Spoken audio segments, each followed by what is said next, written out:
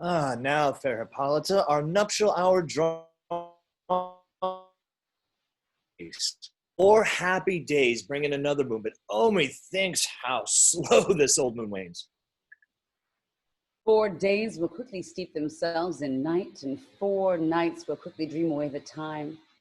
And then to the moon, and like a silver bow new bent in heaven, shall behold the night of our solemnities.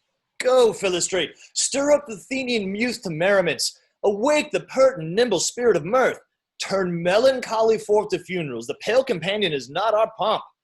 Hippolyta, I wooed thee with my sword, and won thy love doing thee injury, but I will wed thee in another key, with pomp, with triumph, and with... Happy be Theseus!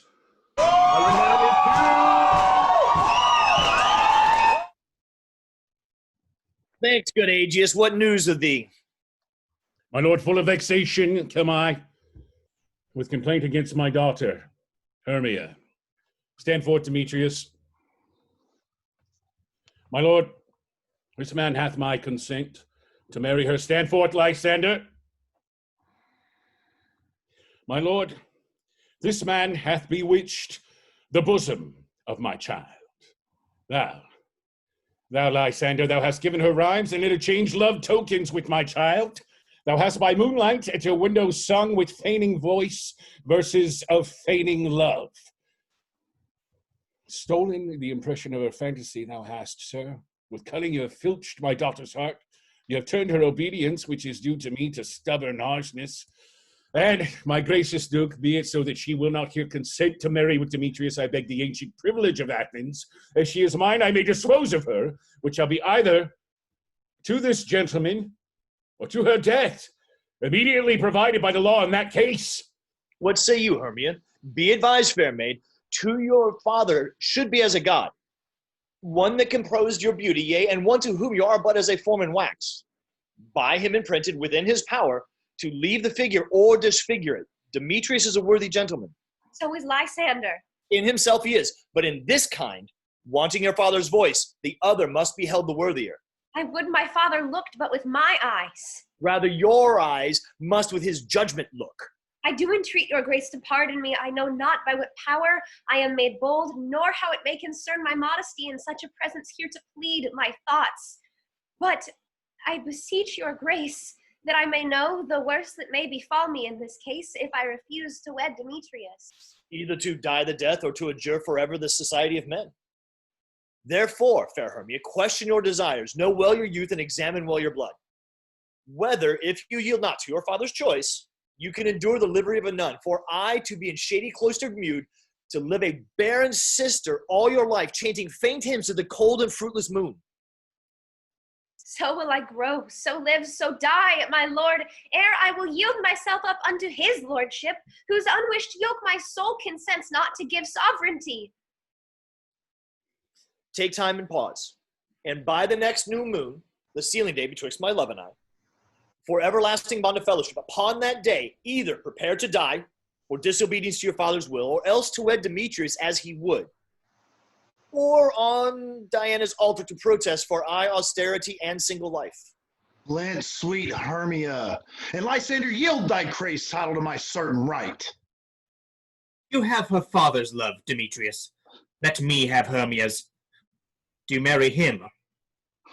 Scornful Lysander, 'tis true that he hath my love. And what is mine, I shall render him, and she is mine. And all of my right of her I do give my lord unto Demetrius. I am, my lord, as well derived as he, as well possessed. My love is a more than his, my fortunes every way as fairly ranked, if not with vantage as Demetrius. And what is more than all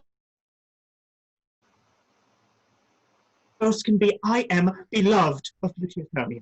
Why should I then not prosecute my right? Demetrius, I'll avouch it to his head, wooed Nedard's daughter Helena, and won her soul, and she, sweet lady, dotes, devoutly dotes in idolatry upon this spotted and inconstant man. I must confess that I had heard so much, and with Demetrius thought to have spoke thereof, but being overfull of self-affairs, my mind did lose it. But Demetrius, come. And come, Aegis, we shall to another room. I have some private schooling for you both. For you fair Hermia, to fit your fancies to your father's will, or else the law of Athens yields you up, which by no means we may extenuate, to death or to a vow of single life. Come, my Hippolyta, what cheer, my love? Demetrius and Aegis, come along.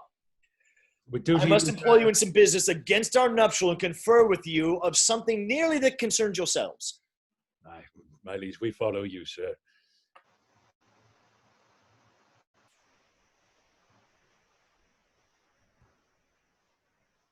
How now, my love? Why your cheeks so pale? How chance the roses there do fade so fast? Belike for want of rain, which I could well beteem them from the tempest of my eyes. Aymee, thought that I could ever read, could ever tell by tale or history.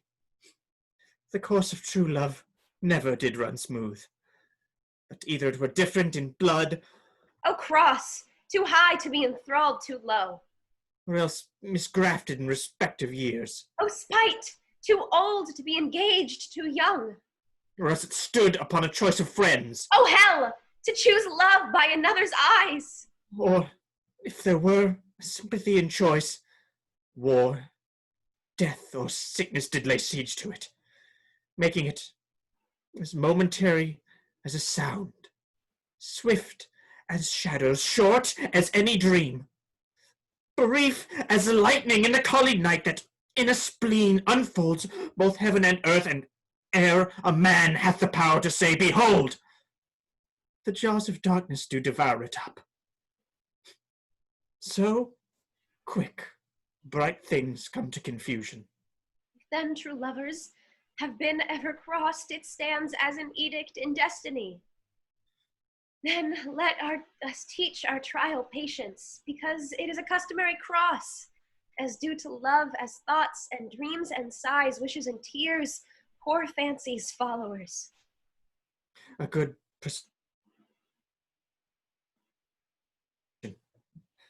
Therefore, hear me, Hermia. I have a widowed aunt, a dowager of great revenue, and she hath no child.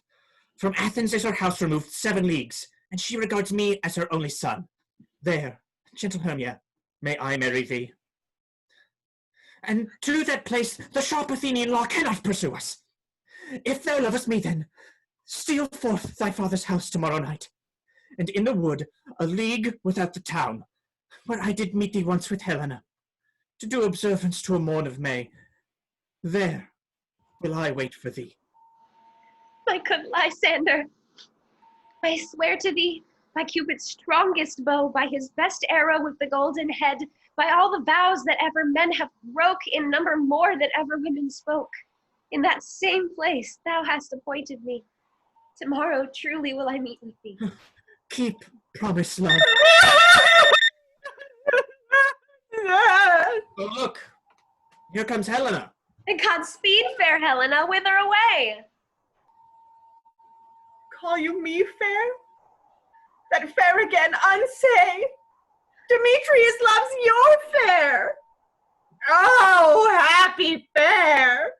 Your eyes are lodestars, and your tongue sweet air, more tunable than lark to shepherd's ear, when wheat is green, when hawthorn buds appear. Sickness is catching. Oh, were favor so yours would I catch, fair Hermia, ere I go. My ear should catch your voice, my eye, my tongue should catch your tongue's sweet melody. Were the world mine, Demetrius being baited, the rest I'd give to be you translated. Oh, teach me how you look, and with what art you sway the motion of Demetrius's heart. I frown upon him, yet he loves me still. Oh, that your frowns could teach my smile such skill. I give him curses, yet he gives me love. Oh, that my prayers could such affection move. The more I hate, the more he follows me. The more I love, the more he hateth me. His folly, Helena, is no fault of mine. None but your beauty. Would that fault were mine. Take comfort. He no more shall see my face, Lysander and myself will fly this place. Before the time I did Lysander see, seemed Athens as a paradise to me. Oh, then what graces in my love do dwell, that he hath turned a heaven unto a hell. Helen, we will our minds to you unfold.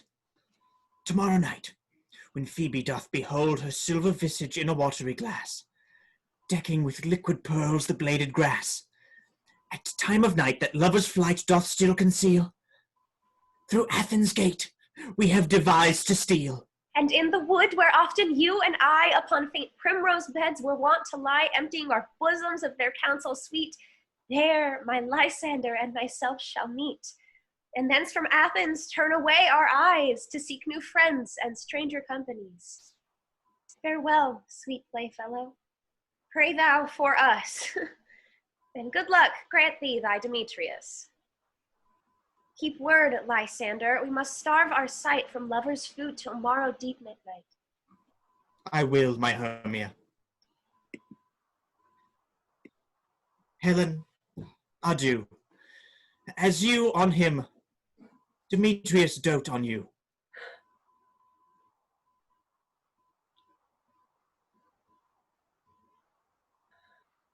How happy some or other some can be. Through Athens I am thought as fair as she, but what of that? Demetrius thinks not so. He will not know what all but he do know. And as he errs, doting on Hermia's eye, so I, admiring of his qualities, things base and vile, folding no quantity, love can transpose to form and dignity. Love looks not with the eyes, but with the mind. And therefore is winged Cupid painted blind. As waggish boys in game themselves forswear, so the boy love is perjured everywhere. For ere Demetrius looked on Hermia's eyne, he hailed down oaths that he was only mine. And when this hail some heat from Hermia felt, so he dissolved, and showers of oaths did melt. I will tell him of fair Hermia's flight. Then to the wood will he tomorrow night pursue her. And for this intelligence, if I have thanks, it is a dear expense. But herein mean I to enrich my pain, to have his sight thither and back again. Ready for play. No.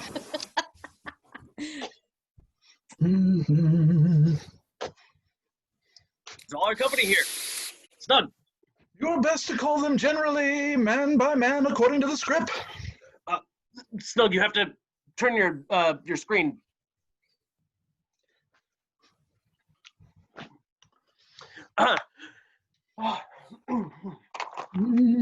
Here is the scroll of every man's name, which is thought fit through all Athens to play in our interlude before Theseus on his wedding day at night.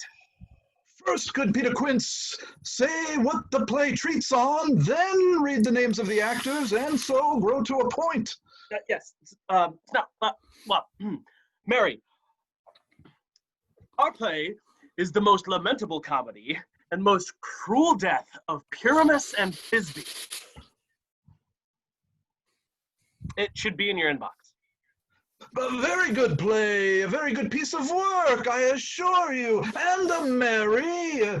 Now, good Peter Quince, call forth your actors by the scroll. Master, spread yourselves. Answer as I call you. Nick Bottom, the Weaver. Ready. Name what part I am for and proceed. You, Nick Bottom, are set down for Pyramus. Ha!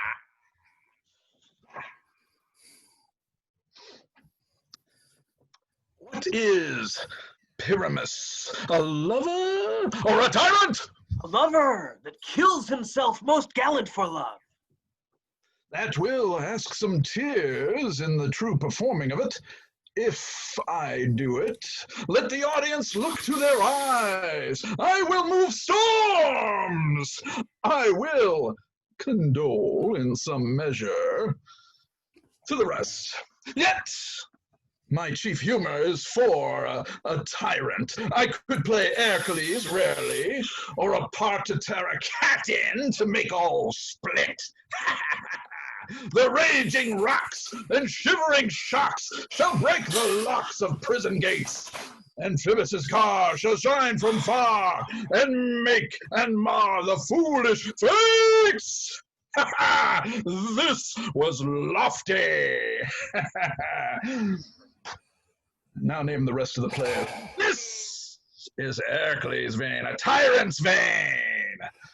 A lover is more condoling. Francis Flute, the bellows mender. Here, Peter Quince. Flute, took your screen back. Oh. Forwards or... No, forward, sorry. Nope, back a little bit. Perfect, there we go. Very good. Flute, you must take Thisbe on you. Ooh. What is Thisbe? A wandering knight? It is the lady that Pyramus must love. Nay, Faith, let me not play a woman. Have a beard coming in. As all one, you shall play it in a mask, and you may speak as... And I may hide my face too. Let me play Thisbe too. I'll speak in a monstrous little voice. Thisbe. Ah, Pyramus, lover dear, thy Thisbe dear, and lady dear. No, you must play Pyramus, and Thisbe, or excuse me, and Flute, you Thisbe. Well, proceed. Robin Starveling, the tailor. I'm here, Peter Quince. Robin Starveling, you must play... Starveling, stop that. Stop vaping into the street. Starveling. Starveling, you must play Thisbe's mother. Tom Snout, the tinker. Snout, you're muted. Here, Peter Quince. You play Pyramus' father. Myself, Thisbe's father. Snug the joiner. You, the lion's part. And I hope here is the play fitted. You, the lion's part written, if ye give it me for... I'm kind of slow at study. You may do it extempore, for it is nothing but roaring. Play the lion too. I will roar that I will do any man's heart good to hear me. I will roar that I will make the Duke say, let him roar again. Let him roar again. And you should do it too terribly. You would fright the Duchess and the ladies that they would shriek, and that were enough to hang us all. Yeah, I don't know about you guys. Fine. You guys are probably in trouble, though. It's probably not a fantastic idea. No, not at all. I grant you, friends, if that you should fright the ladies out of their wits, they would have no more discretion but to hang us. But I will aggravate my voice so that I will roar you as gently as any sucking dog. I will roar you at 20 nights. You can play no part but Pyramus, for Pyramus is a sweet-faced man, a proper man, as one shall see in a summer's day.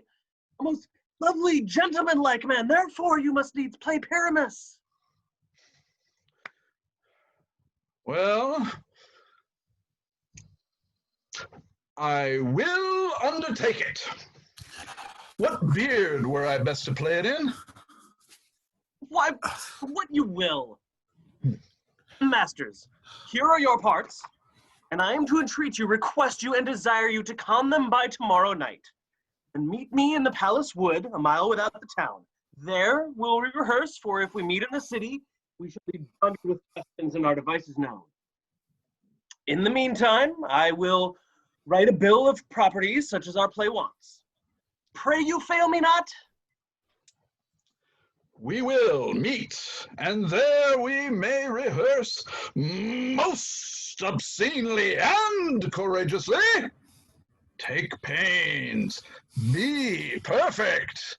Adieu. At the Duke's Oak we meet. Enough. Godspeed, gentlemen. Take pains.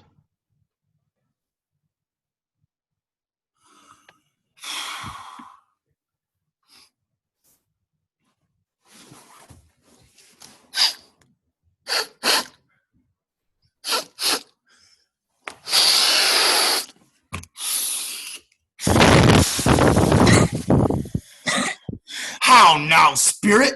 Whither wandered thou? Over hill and over dale, through bush and through briar, over park, over pale, through flood and through fire, I do wander everywhere, swifter than the moon's sphere. And I serve the fairy queen, to dew her orbs upon the green. Farewell, thou lob of spirits. I'll be gone. The queen and all her elves come here anon. The king doth keep his revels here tonight. Take heed the queen not come within his sight, for Oberon is passing fell in wrath, because that she, as her attendant, hath a lovely changeling boy stolen from an Indian king. She never had so sweet a changeling, and jealous Oberon would have the boy knight of his train to trace the forest wild, but she perforce withholds the loved boy, crowns him with flowers, and makes him all her joy.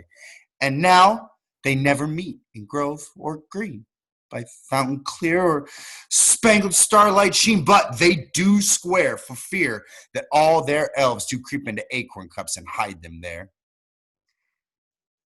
Either I mistake your shape in making quite, or else you are that shrewd and knavish sprite called Robin Goodfellow. Are you not he that frightens the maidens of the villagery? Those that hobgoblin call you, and sweet Puck, you do their work and they shall have good luck. Are you not he? Thou speaks aright. I am that merry wanderer of the night. I just Oberon and make him smile when I fatten, being fed horse beguile neighing in likeness of a filly foal. And sometimes lurk I in a gossip's bowl in very likeness of a roasted crab.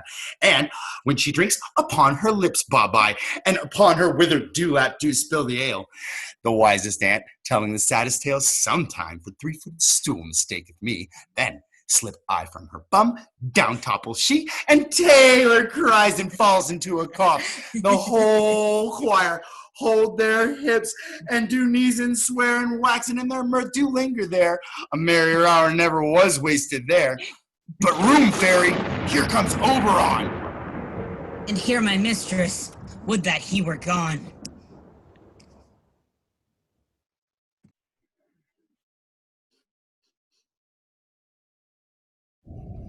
Ill met by moonlight, proud Titania. What?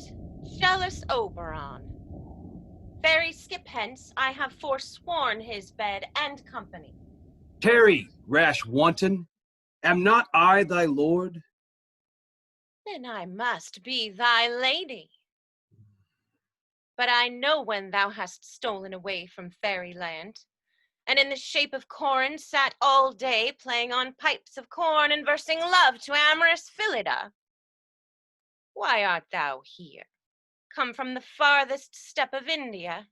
But what, forsooth, the bouncing Amazon, your buskin mistress and your warrior love, must be wedded to Theseus?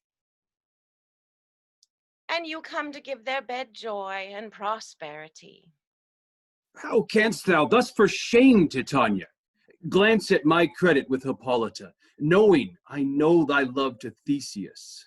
These are the forgeries of jealousy. And never, since the midsummer spring, met we, on hill, in dale, forest, or mead, by paved fountain or by rushy brook, or in the beechen margins of the sea, to dance our ringlets to the whistling wind. But with thy brawls thou hast disturbed our sport. Therefore the winds, piping to us in vain as in revenge, have sucked up from the sea contagious fogs, which falling in the land have every pelting river made so proud that they have overborne their continents. The ox hath therefore stretched his yoke in vain, the plowman lost his sweat, and the green corn hath rotted ere his youth attained a beard. The humans want their winter here. No night is now with him or Carol blessed. Therefore the moon, the governess of the floods, pale in her anger, washes all the air that rheumatic diseases do abound. And through this distemperature we see the seasons alter. Hoary-headed frosts far in the fresh lap of the crimson rose, and on old Heim's thin and icy crown an odorous chaplet of sweet summer buds is as in mockery set. The spring, the summer, the childing autumn, angry winter change their wonted liveries, and the mazed world by their increase now knows not which is which. And this same progeny of evils comes from our debate, from our dissension. We are their parents and original. Do you amend it then? It lies in you. Why should Titania cross her Oberon? I do but beg a little changeling boy to be my henchman. Set your heart at rest. The fairyland buys not the child of me. His mother was a votaress of my order.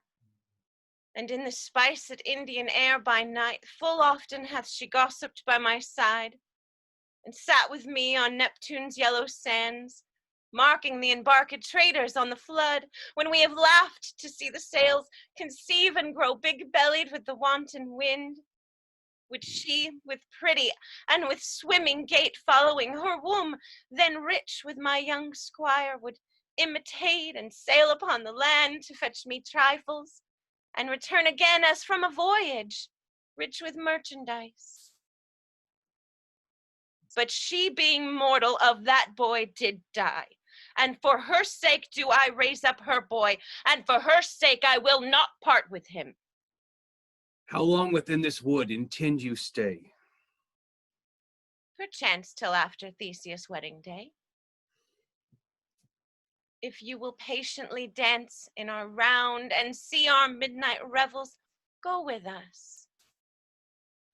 If not, shun me, and I will spare your haunts. Give me that boy, and I will go with thee. Not for thy fairy kingdom. Fairies away, we will chide downright if I longer stay. Well, go thy way. Thou shalt not from this grove till I torment thee for this injury. My gentle Puck, come hither. Thou rememberest, since once I sat upon a promontory and heard a mermaid on a dolphin's back, uttering such dulcet and harmonious breath, that the rude sea grew civil at her song, and certain stars shot madly from their spheres to hear the sea maid's music. I remember. That very time I saw, but thou couldst not, it flying between the cold moon and the earth, Cupid, all armed. A certain aim he took at a fair vestal thrown by the west, and loosed his love shaft smartly from his bow, as it should pierce 100,000 hearts. But I might see young Cupid's fiery shaft, quenched in the chaste beams of the watery moon. And the imperial votress passed on in maiden meditation, fancy-free. Yet marked I where the bolt of Cupid fell. It fell upon a little western flower, before milk white, now purple with love's wound, and maidens call it love in idleness. Fetch me that flower, the herb I showed thee once, the juice of it, on sleeping eyelids laid, will make or man or woman madly dote upon the next live creature that it sees. Fetch me this herb, and be thou here again ere the Leviathan can swim a league. I'll put a girdle round about the earth in 40 minutes. Having once this juice, I'll watch Titania when she is asleep, and drop the liquor of it in her eyes. The next thing when she waking looks upon, be it on lion, bear, wolf, or bull, on meddling monkey or on busy ape, she shall pursue it with the soul of love. And ere I take this charm from off her sight, as I can take it with another herb, I'll make her render up her page to me. But who comes? I am invisible, and I will overhear their conference. I love thee not, therefore pursue me not. Where is Lysander and fair Hermia? The one I'll slay, the other slayeth me. Thou toldst me they were stolen unto this wood, and here am I, and woed within this wood, because I cannot meet my Hermia. Therefore, get thee gone, and follow me no more. You draw me, you hard-hearted adamant, but yet you draw not iron. For my heart is true as steel. Leave you your power to draw, and I shall have no power to follow you. Do I entice you? Do I speak you fair? Or do I not, in plainest truth, tell you that I do not, nor I cannot love you? And even for that do I love you the more. I am your spaniel, and Demetrius, the more you beat me, I will fawn on you. Use me but as your spaniel. Spurn me, strike me, neglect me, lose me, only give me leave, unworthy as I am, to follow you. What worser place can I beg in your love, and yet a place of high respect with me, than to be used as your dog? Tim, not too much the hatred of my spirit, for I am sick when I do look upon thee. And I am sick when I look not on you. You do impeach your modesty too much. To leave the city and commit yourself into the hands of one that loves you not, to trust the opportunity of night and the ill counsel of a desert place with the rich worth of your virginity? Your virtue is my privilege, for that it is not night when I do see your face. Therefore I think I am not in the night. Nor doth this wood lack worlds of company, for you in my respect are all the world. Then how can it be said I am alone when all the world is here to look on me?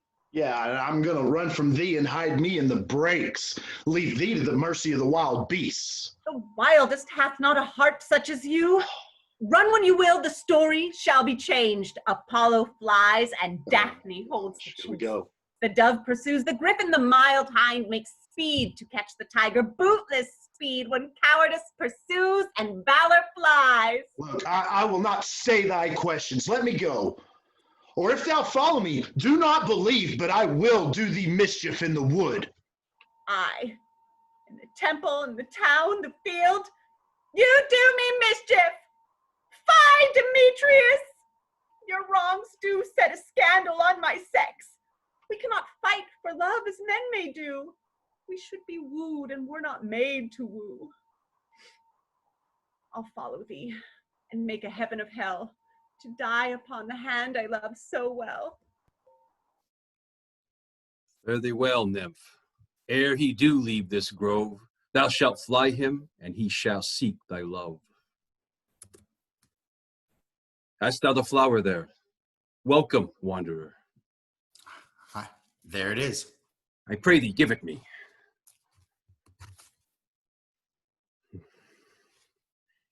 I know a bank where the wild thyme blows, where ox slips and the nodding violet grows, quite over canopied with luscious woodbine, with sweet musk roses and with eglantine.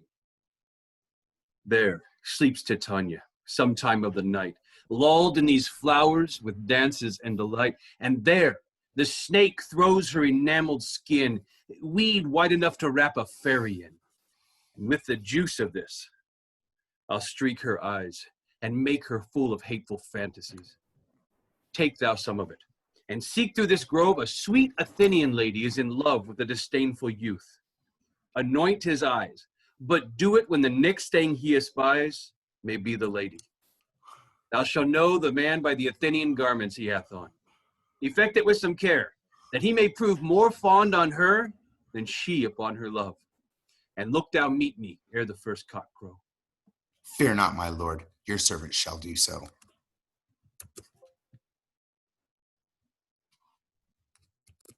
Come now, a roundel and a fairy song. Then for the third part of a minute hence, some to kill cankers in the musk rose buds, some war with rare mice for their leathern wings to make my small elves coats, and some keep back the clamorous owl that nightly hoots and wanders at our quaint spirits. Sing me now asleep, then to your offices, and let me rest. Alas, away now, all is well. One aloof stands sentinel.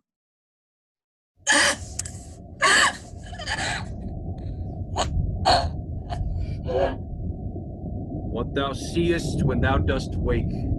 Do it for thy true love take. Love and languish for his sake, be it ounce or cat or bear, pard or boar with bristled hair. In thy eye that shall appear when thou wakest, it is thy dear. Wake when some vile thing is near.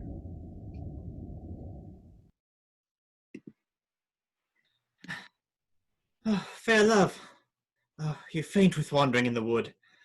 And to speak truth, I have forgot our way. We'll rest us, Hermia, if you think it good, and tarry for the comfort of the day. Be it so, Lysander. Find you out to bed, for I upon this bank will rest my head. One bed will serve as pillow to us both. One heart, one bed, two bosoms, and one truth. Nay, good Lysander, for my sake, my dear, lie further off yet. Do not lie so near. Oh, take the sense, sweet, of my innocence. Love takes the meaning in love's conference. I mean that my heart unto yours is knit, so that but one heart we can make of it. Two bosoms interchained in an oath, so then two bosoms in a single truth. Then by your side no bedroom me deny, for lying so, Hermia, I do not lie. Lysander riddles very prettily. Now much beshrew my manners and my pride, if Hermia meant to say Lysander lied. But gentle friend, for love and courtesy, lie further off in human modesty. So far be distant, and good night, sweet friend. Thy love ne'er alter till thy sweet life end. Amen. Amen to that fair prayer, I say. And end life when I end loyalty. Here is my bed. Sleep, give thee all his rest. With half that wish the wisher's eyes be pressed. Through the forest have I gone, but Athenian found I none on whose eyes I might approve this flower's force and stirring love. Night and silence. Who is here? Weeds of Athens he doth wear. This is he, my master said, despised the Athenian maid. And here the maiden, sleeping sound on the dank and dirty ground. Pretty soul, she durst not lie near this lack love, this kill courtesy. Upon thine eyes I throw all the power this charm doth owe. When thou wakest, let love forbid sleep his seat upon thine eyelid. And so, awake when I am gone, for I must now to Oberon. Though thou kill me, sweet Demetrius. I charge thee hence, and do not haunt me thus. Oh, wilt thou, darkling, leave me? Do not so. No, say, on thy peril, I alone will go. Oh, I am out of breath in this fond chase. The more my prayer, the lesser is my grace. Happy is Hermia, wheresoe'er she lies, for she hath blessed and attractive eyes. How came her eyes so bright? Not with salt tears. If so, my eyes are oftener washed than hers. No, I am as ugly as a bear, for beasts that meet me run away for fear. Therefore no marvel though Demetrius do as a monster fly my presence thus. What wicked and dissembling glass of mine made me compare with Hermia's sphery eyne? But who is here? Lysander? On the ground? Dead or asleep? I see no blood, no wound. Lysander, if you live, good sir, awake!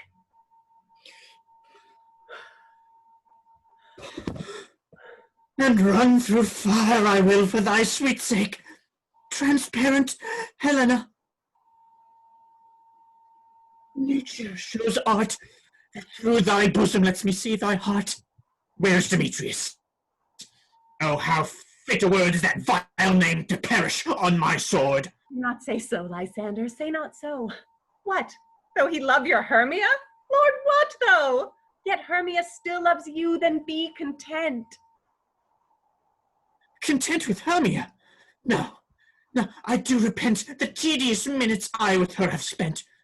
Not Hermia, but Helena I love. Who would not change a raven for a dove? The will of man is by his reason swayed, and reason says that you are the worthier maid. Things growing are not ripe until their season. So I, being young till now, ripe not to reason. Touching now the point of human skill, reason becomes martial to my will, and leads me to your eyes, where I o'erlook love stories written in love's richest book.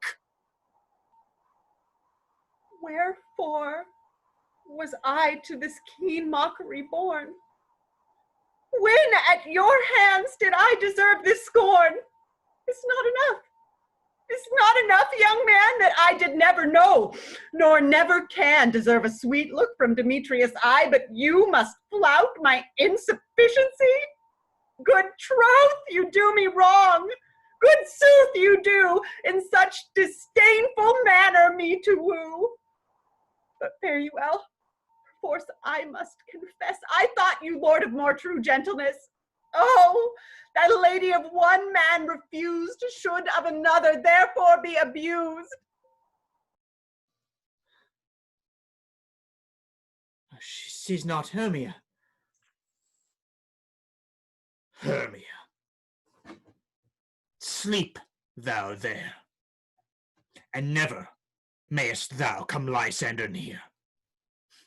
For as a suffrage of sweet things the deepest loathing to my stomach brings, or as the heresies that men do leave are hated most by those they did deceive, so thou, my suffrage and my heresy, of all be hated, but most of me.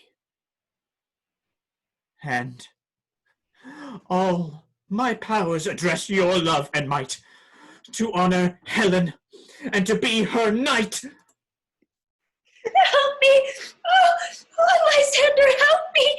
Oh, do thy best to pluck this crawling serpent from my breast, Aymee, for pity! Oh, what a dream was here! Lysander, look how I do quake with fear! Methought a serpent eat my heart away, and you sat smiling at his cruel prey. Lysander, what, removed? Lysander, Lord, what, out of hearing? Gone, no sound, no word, alack, where are you? Speak, and if you hear, speak of all loves. I swoon almost with fear. No? Then I well perceive you all not nigh. Either death or you I'll find immediately.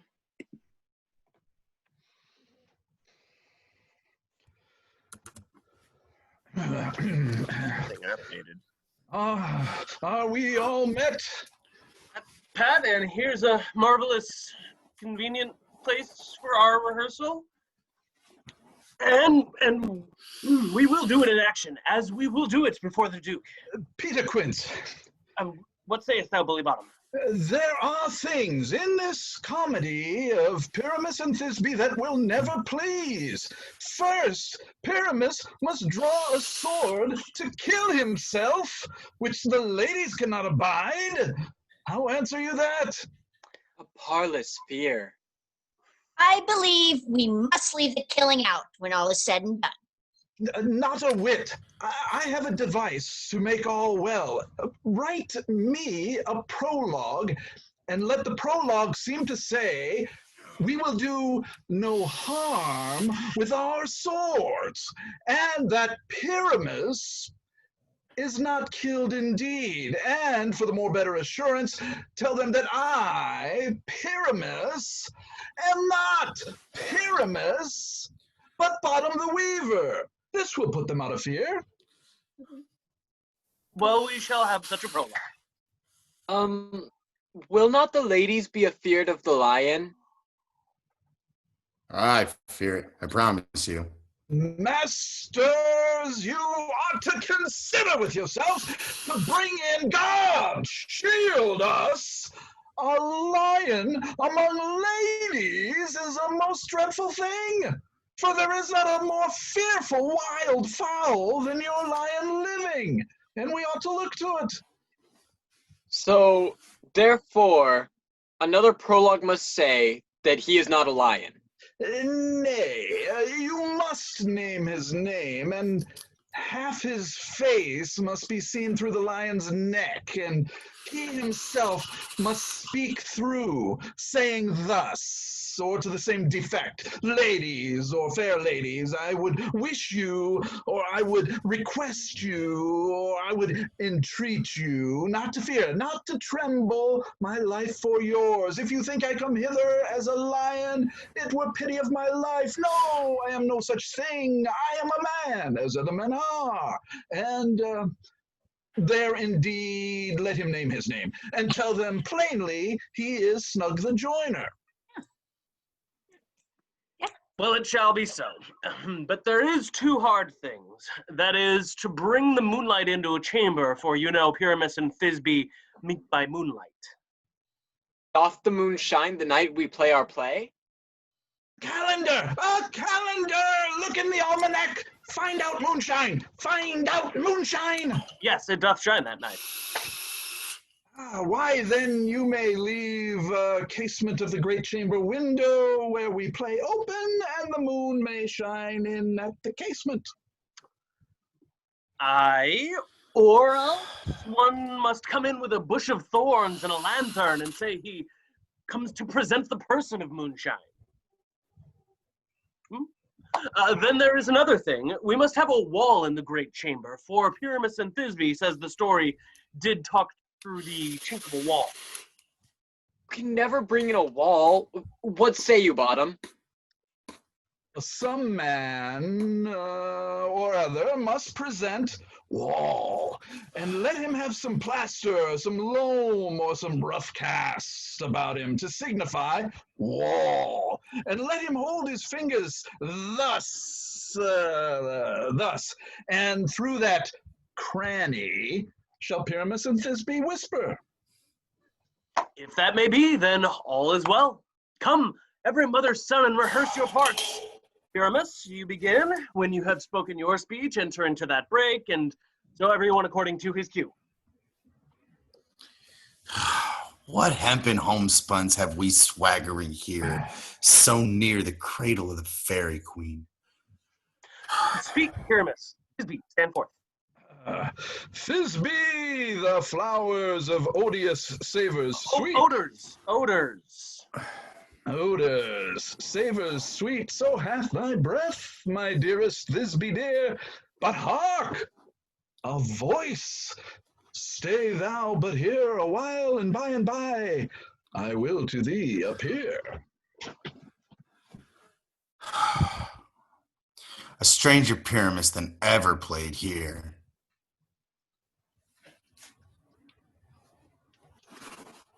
Must I speak now?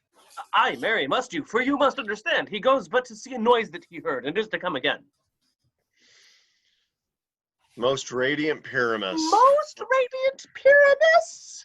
Higher. Most radiant Pyramus, most lily white of hue, of color, like the red rose on triumphant briar, most briskly juvenile and eke, most lovely Jew, as true as the truest horse, that yet would never tire. I'll meet thee, Pyramus, at Ninny's tomb. Ninus tomb, man. Why, you must not speak that yet. That you answer to Pyramus. You speak all your part at once, cues and all. Pyramus, enter. Your cue is past. It is never tire. Oh, as truest horse, that yet would never tire.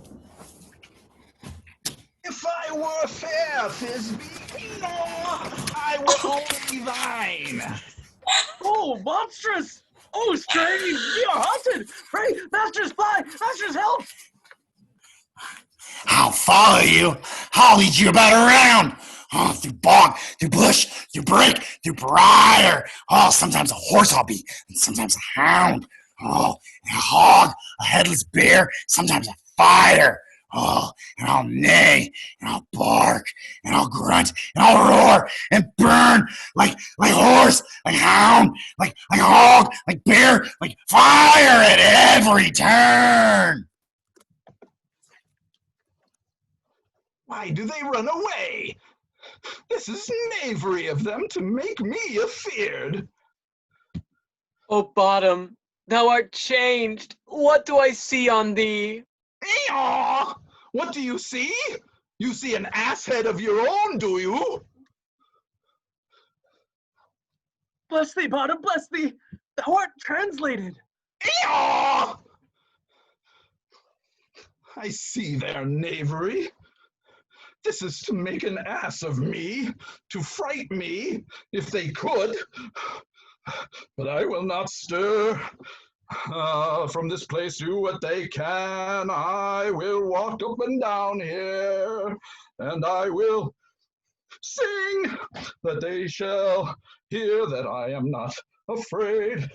You so cock so black of hue, with orange tawny bill, the throstle with his note so true, the wren with little quill. What angel wakes me from my flowery bed? The finch, the sparrow, and the lark, the plain song cuckoo gray, whose note full many a man doth mark, and dares not answer nay.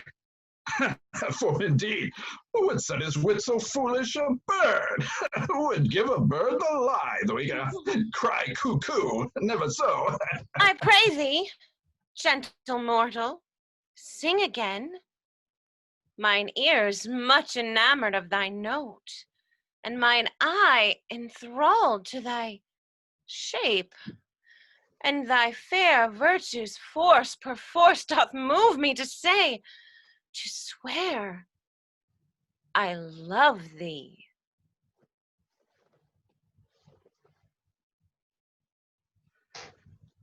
Methinks, mistress, you should have little reason for that. And yet, to say the truth, reason and love keep little company together nowadays. The more the pity that some honest neighbors will not make them friends. Yah! Nay, I can gleek upon occasion. Thou art as wise as thou art beautiful. And not so neither. But if I had wit enough to get out of this wood, I have enough to serve mine own turn. Out of this wood do not desire to go. Thou shalt remain here whether thou wilt or no. I am a spirit of no common rate. The summer still doth tend on my state, and I do love thee. Therefore go with me. I'll give thee fairies to attend on thee, and they shall fetch thee jewels from the deep, and sing while thou on pressed flowers dost sleep. And I will purge thy mortal grossness, so that thou shalt like an airy spirit go. They shall feed thee apricots and dewberries, with purple grapes, green figs, and mulberries. The honey bags stolen from humble bees, and for night tapers crop their waxen thighs, and light them at the fiery glowworm's eyes. To have my love to bed and to arise, and pluck the wings from painted butterflies, to fan the moonbeams from his sleeping eyes. Come, wait upon him, lead him to my bower. The moon, methinks, looks with a watery eye, and when she weeps, weeps every little flower, lamenting some enforced chastity. Tie up my love's tongue. Bring him silently. I wonder if Titania be awaked. Then what it was that next came in her eye, which she must dote on in extremity. Here comes my messenger. How now, mad spirit? What night rule now about this haunted grove? my mistress with the monster is in love. Near to her close and consecrated bower, while she was in her dull and sleeping hour, the crew of patches, rude mechanicals that worked for bread upon Athenian stalls, were met together to rehearse a play intended for great Theseus' nuptial day. The shallowest, thick-skinned of that barren sort, whom Pyramus presented in their sport, forsook his scene and entered into a break, when I did him at this advantage take. An ass's knoll fixed I upon his head. Anon his Thisbe must be answered, and forth my mimic comes. And when they him spy, they sever themselves and madly sweep the sky, so at his sight away his fellows fly, and at our stamp, here over and over one falls. He murder cries, and help from Athens calls. Their senses thus weak, their fears made strong, the things begin to do them wrong. For briars and thorns at all things do catch, and at their apparel, some sleeves, some briars, some hats they do scratch. I led them on in this distracted fear, and left sweet Pyramus translated there. And so, in that moment, it came to pass. Titania winked, and straightway she loved an ass. This falls out better than I could devise. But hast thou yet latched the Athenian's eyes with the love juice, as I did bid thee do? I took him sleeping. That is finished too. And the Athenian woman by his side. That, when he wakes, of force she must be eyed. Stand close. This is the same Athenian. This is the woman, but not this the man. Why rebuke you him that loves you so? Lay breath so bitter on your bitter foe. No, I but chide, but I could use thee worse. For thou, I fear, hast given me cause to curse. If thou hast slain Lysander in his sleep, being o'er shoes in blood, plunge in the deep and kill me too. The sun was not so true unto the day as he to me. Would he have stolen away from sleeping Hermia? I'll believe as soon this whole earth may be bored, and that the moon may through the center creep, and so displease her brother's noontide with Antipodes. It cannot be, but thou hast murdered him. So should a murderer look, so dead, so grim. So should the murdered look, and so should I, pierce through my heart with thine stern cruelty. Yet you, the murderer, look as bright and as clear as yonder Venus in her glimmering sphere. What's this to my Lysander? Where is he? Ah, good Demetrius, wilt thou give him me? I'd rather give his carcass to my hounds. Out, dog! Out, cur! Thou drivest me past the bounds of maiden's patience. Hast thou slain him then? Henceforth be never numbered among men. Oh, once tell true, even for my sake. Durst thou have looked upon him being awake and killed him sleeping? Oh, brave touch. Could not a worm and adder do so much? An adder did it, for with doubler tongue than thine, thou serpent, never adder stung. You spent your passion on a misprized mood. I'm not guilty of Lysander's blood, nor is he dead for aught I can tell. I pray thee then tell me that he is well. And if I could, what would I get there for? A privilege never to see me more. And from thy hated presence part I so. See me no more, whether he be dead or no. There is no following her in this fierce vein. Here, therefore, for a while I will remain. So sorrow's heaviness does heavier grow, for debt that bankrupt sleep does sorrow owe, which now in some slight measure it will pay. If for his tender here, I will make some stay.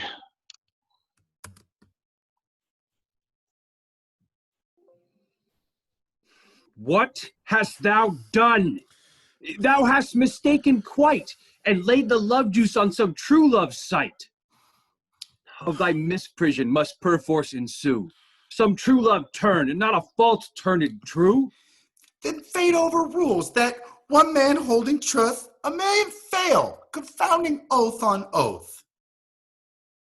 About the wood, go swifter than the wind, and Helena of Athens look thou find. All fancy sick she is, and pale of cheer, with sighs of love that cost the fresh blood dear. By some illusion, see thou bring her here. I'll charm his eyes against she do appear. I go. Look how I go. Swifter than arrow from Tartar's bow.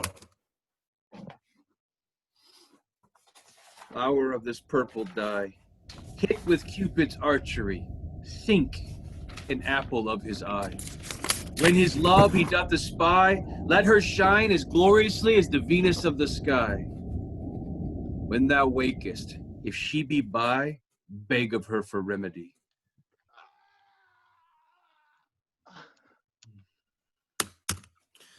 Captain of our fairy band, Helena is here at hand, and the youth mistook by me pleading for a lover's fee. Shall we their fond pageant see? Oh, what fools these mortals be. Stand aside. The noise they make will cause Demetrius to awake. Then will two at once woo one.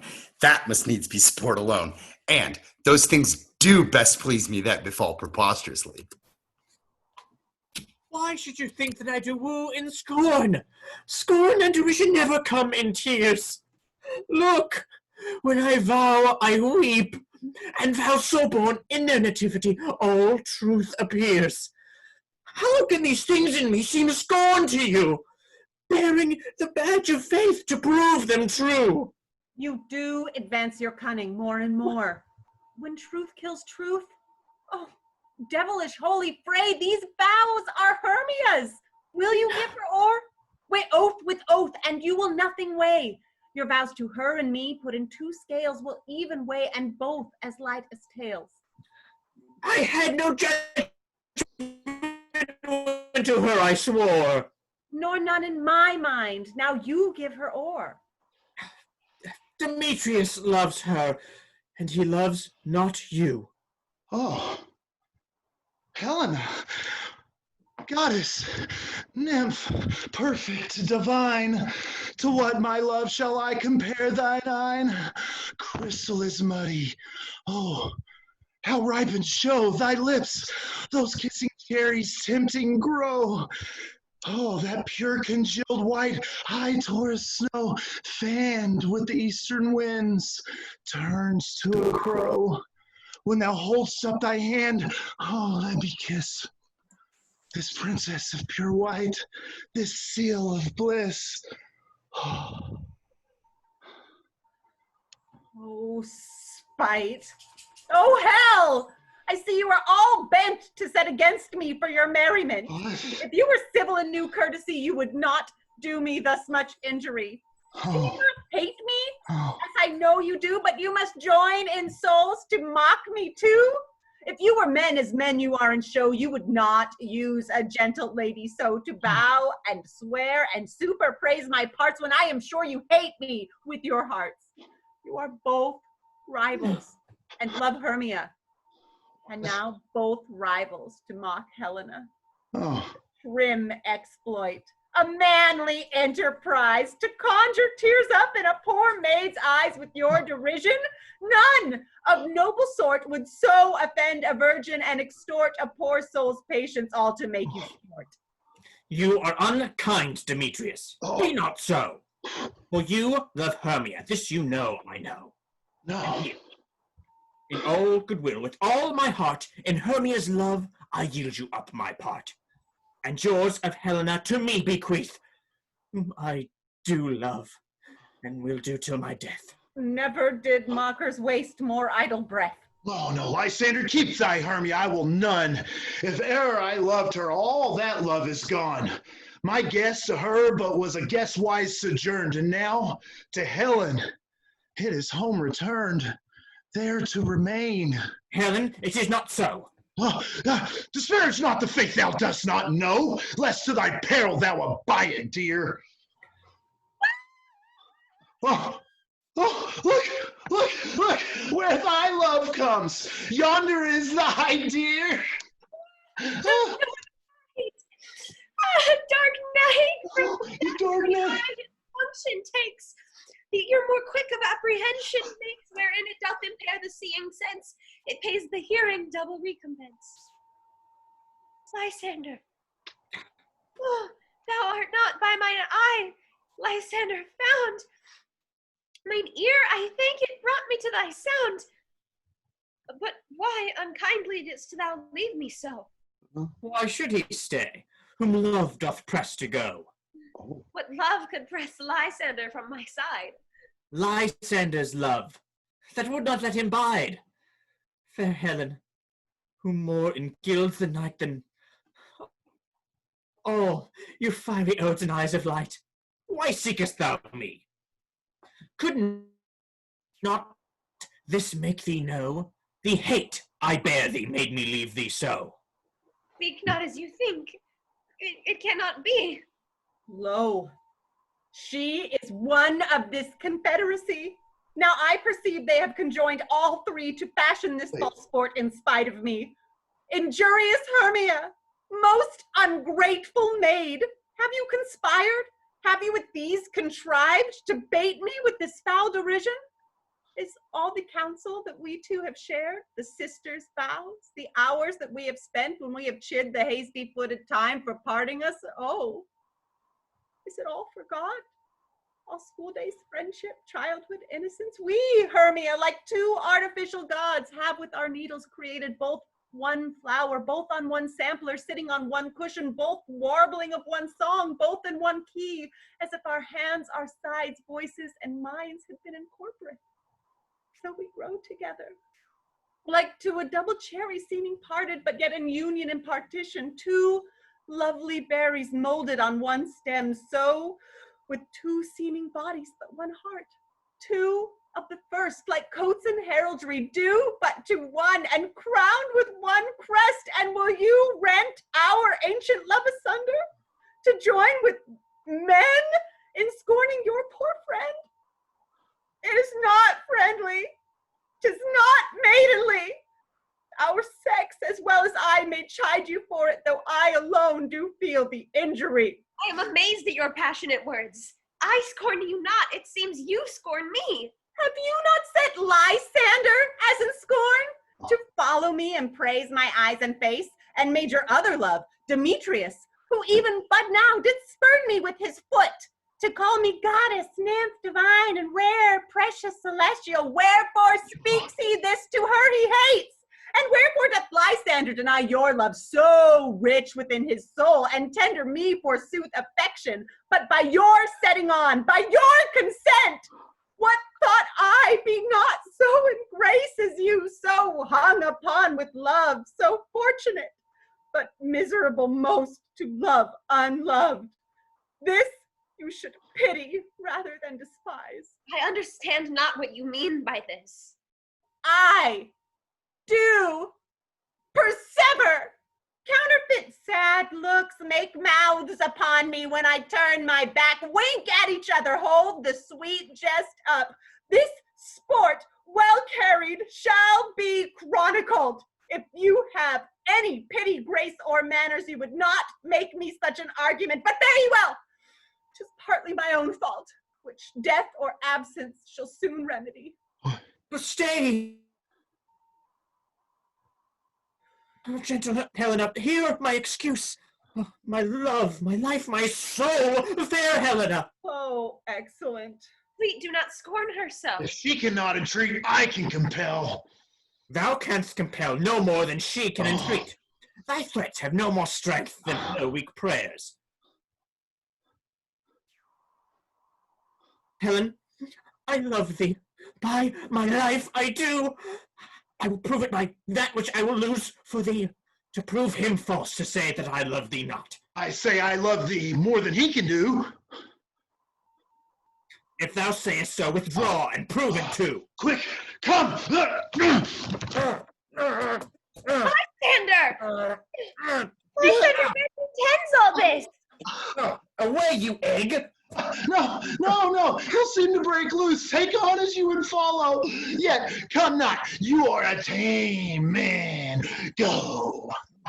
Away, you hang off, thou cat, thou bird, thou vile thing, or let loose, or I will shake thee from me like a serpent. Why are you grown so rude? What changes this sweet love?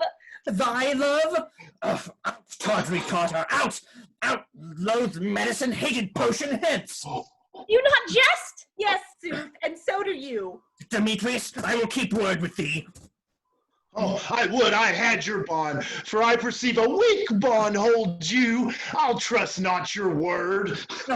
What? Shall I hurt her, strike her, kill her dead? Though I hate her, I will not harm her so. What? Can you do me greater harm than hate? Hate me! Wherefore, oh me, what news, my love? Am not I Hermia? Are not you Lysander? I am as fair now as I was erewhile, since night you loved me, but since night you left me. Why, then, oh, the gods forbid, in earnest shall I say. I, by my life, and never didst desire to see thee more. Therefore be out of question, of hope, of doubt. Be certain, nothing truer. It is no jest that I do hate thee, and love Helena. Oh, me. You juggler. You canker blossom. You thief of love. What, have you come in by night and stolen my love's heart from him? On in faith. Have you no modesty, no maiden shame, no touch of bashfulness? What? Will you tear impatient answers from my gentle tongue? Fie! Fie, you counterfeit, you puppet, you! Puppet? Why, so that way goes the game. Now I perceive that she hath made compare between our statures. She hath urged her height, and with her personage, her tall personage, her height forsooth, she hath prevailed with him. And are you grown so high in his esteem because I am so dwarfish and so low? How low am I, thou painted maypole? Speak, how low am I? I am not yet so low, but that my nails cannot reach unto thine eyes. I pray you that you must her not hurt me. I was never cursed. I have no gift at all in shrewishness. I am a right maid for my cowardice. Let her not strike me. You perhaps may think because she is something lower than myself that I can match her. Lower! Hark again! Good Hermia, do not be so bitter with me. I evermore did love you, Hermia, did ever keep your counsels, never wronged you. Save that in love unto Demetrius, I told him of your stealth unto this wood. He followed you, for love I followed him, but he hath chid me hence, and threatened me, to strike me, spurn me, nay, to kill me too.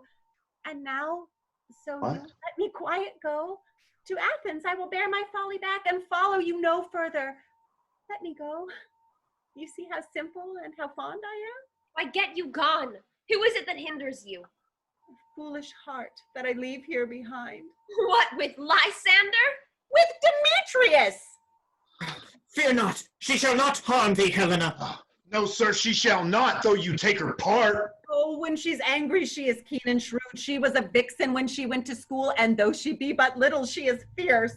Little, again, nothing but low and little. Why will you suffer her to flout me thus? Let me come to her. Oh, get you gone, you dwarf. Ow. You minimus of hindering not grass maid. Ow, ow, oh, you bead, you acorn. You are too officious in her behalf that scorns your services. Let her alone. Speak not of Helena. Take not her part, for if thou dost intend never so little show of love to her, thou shalt abide it. Now she holds me not. Now follow, if thou darest, to try whose right, of thine or mine, is most... Follow me, I'll go with thee, cheek by jowl. You, mistress, all this coil is long of you. Nay, go not back. I will not trust you. I no longer stay in your cursed company. Your hands than mine are quicker for a fray. My legs are longer, though, to run away. I am amazed, and know not what to say.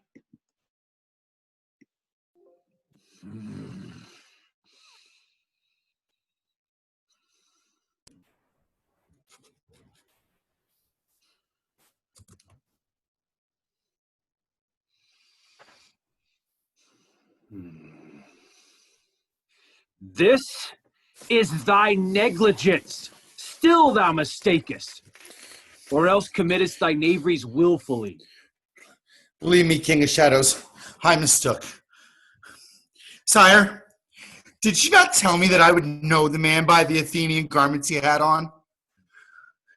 And so far, blameless proves my enterprise that I anointed an Athenian's eyes. And so far, am glad am I that I did it. And this their jangling, I esteem sport. Thou seest these lovers seek a place to fight. Hie, therefore, Robin, overcast the night.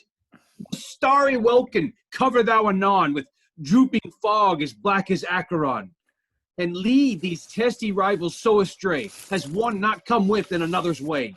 Like to Lysander, sometime frame thy tongue, then stir Demetrius up with bitter wrong, and sometime rail thou like Demetrius, and from each other look thou lead them thus, till o'er their brows death counterfeiting sleep with leaden legs and batty wings doth creep. Then crush this herb into Lysander's eye, whose liquor hath this virtuous property, to take from thence all air with his might, and make his eyeballs roll with wonted sight. When they next awake, all this derision shall seem a dream and fruitless vision, and back to Athens shall the lovers wend, with league whose date till death shall never end. Whilst My fair lord, in this affair do thee employ, I'll to my queen and beg her Indian boy, and then I will her charmed eye release from monster's view, and all things shall be peace. my fair lord, this must be done with haste. For night's swift dragons cut the clouds full fast, and yonder shines Aurora's harbinger, at whose approach ghosts, wandering here and there, troop home to churchyards. But we are spirits of another sort. I with the morning's love have oft made sport, and like a forester, the groves may tread even till the eastern gate, all fiery red, opening on Neptune with fair blessed beams, turns into yellow gold his salt green streams. But notwithstanding haste, make no delay, we may effect this business yet ere day.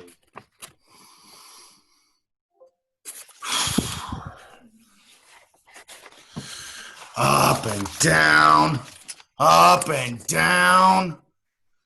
I'll lead them up and down. I am feared in field and town. Goblin, lead them up and down.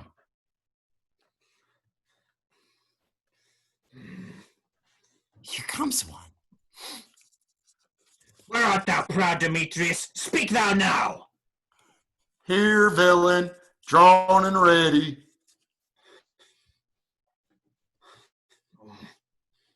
I will be with thee straight. Ha! Follow me, then, to plainer ground. Lysander, speak again. Thou run away, thou coward? Art thou fled? Speak. In some bush? Where dost thou hide thy head? Thou, coward, art thou bragging to the stars? Telling the bushes that thou lookest for wars and wilt not come. Come, recreant, come, thou child. I'll whip thee with a rod. He is defiled that draws a sword on thee. Yeah? Art thou there? Follow my voice. We'll try no manhood here.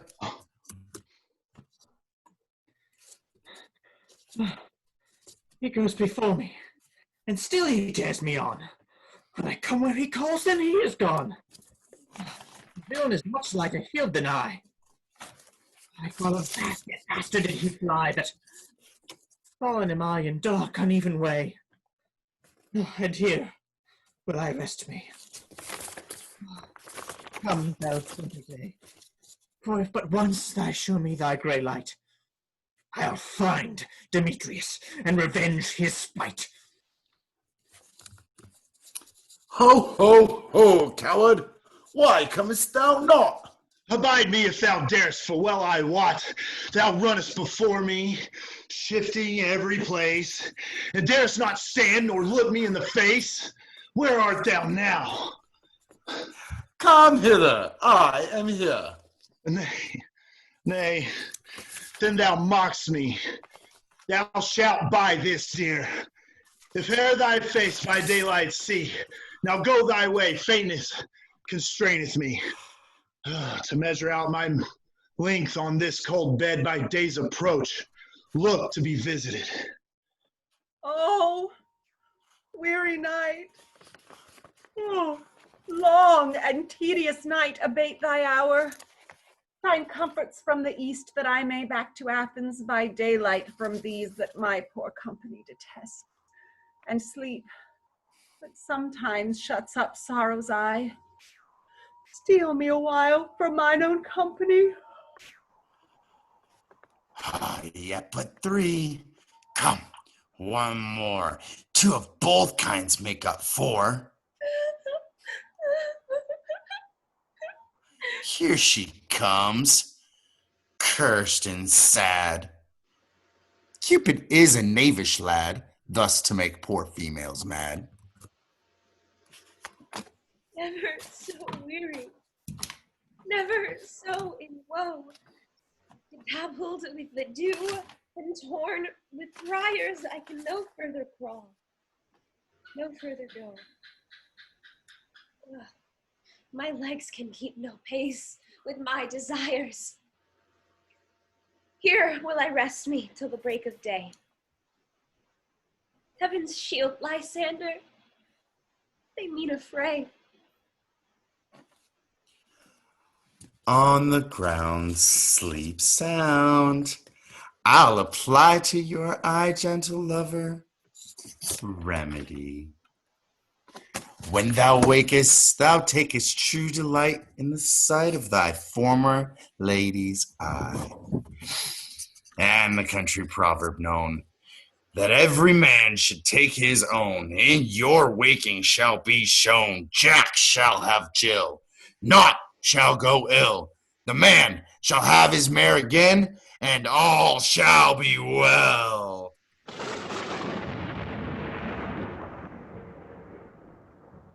Sit thee down upon this flowery bed, while I thy amiable cheeks do coy, and stick musk roses in thy sleek, smooth head, and kiss thy fair, large ears, my gentle joy. I must to the barber's, madam. Barbers? For methinks I'm marvelous hairy about the face, and I am such a tender ass. If my hair do but tickle me, I must scratch. What, wilt thou hear some music, my sweet love? Have a reasonable good ear in music. Let's have the tongs and the bones. Or say, sweet love, what thou desirest to eat. Truly, a peck of provender. I could munch your good dry oat. Methinks I have a great desire for a bottle of hay. Good hay, sweet hay, hath no fellow. I have a venturous fairy that shall seek the squirrel's hoard and fetch thee new nuts. I had rather have a handful or 2 of dried peas. But I pray you, let none of your people stir me. I have an exposition of sleep come upon me.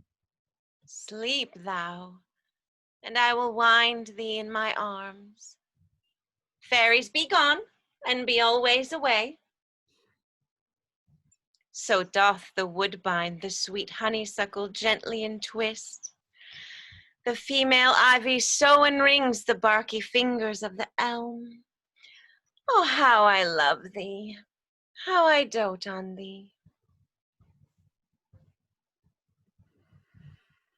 Welcome, good Robin. Seest thou this sweet sight? Her dotage now I do begin to pity.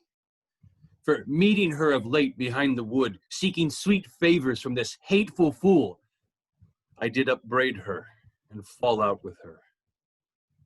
For she his hairy temples then had rounded with a coronet of fresh and fragrant flowers, and that same dew, which sometime on the buds was wont to swell like round and orient pearls, stood now within the pretty floweret's eyes, like tears that did their own disgrace bewail.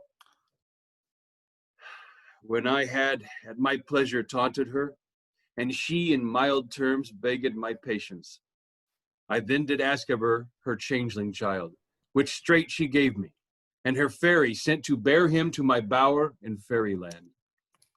And now I have the boy. I will undo this hateful imperfection of her eyes. And, gentle Puck, take this transformed scalp from off the head of this Athenian swain, that he, awaking when the other do, may all to Athens back again repair, and think no more of this night's accidents, but as the fierce vexation of a dream. But first, I will release the fairy queen. Be as thou was wont to be. See as thou was wont to see. Dian's bud or Cupid's flower has such force and blessed power. Now, my Titania, wake you, my sweet queen.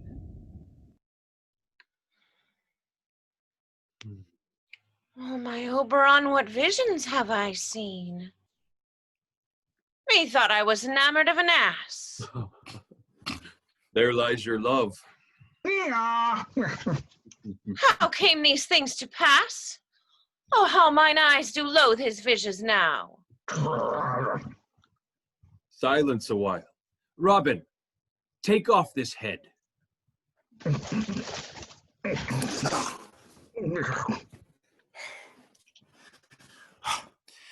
When thou wakest, with thine own fool's eyes do peep. Sound! Music! Come, my queen, take hands with me, and rock the ground whereupon these sleepers be. Now thou and I are new in amity, and will tomorrow midnight solemnly dance in Duke Theseus' house triumphantly, and bless it to all fair prosperity. There shall the pairs of faithful lovers be wedded with Theseus all in jollity. Fair king, attend and mark. I do hear the morning lark. Then, my queen, in silence sad, trip we after the night's shade. We the globe can compass soon, swifter than the wandering moon. Come, my lord, and in our flight, tell me how it came this night that I, sleeping here, was found with these mortals on the ground.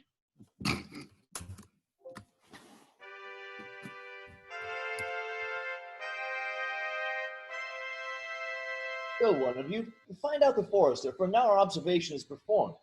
And since we have the favorite of the day, my love shall hear the music of my hounds, uncoupled in the western valley. Let them go. Dispatch, I say, and find the forester. We will, fair queen, up to the mountain's top, and mark the musical confusion of hounds and echo in conjunction. I was with Hercules and Cadmus once, when in a wood of Crete they bade the bear, with hounds of Sparta, and never did I hear such sweet gallant chiding, for besides the groves, the skies, the fountains, every region near, seemed all one mutual cry. I never heard so musical a discord, such sweet thunder.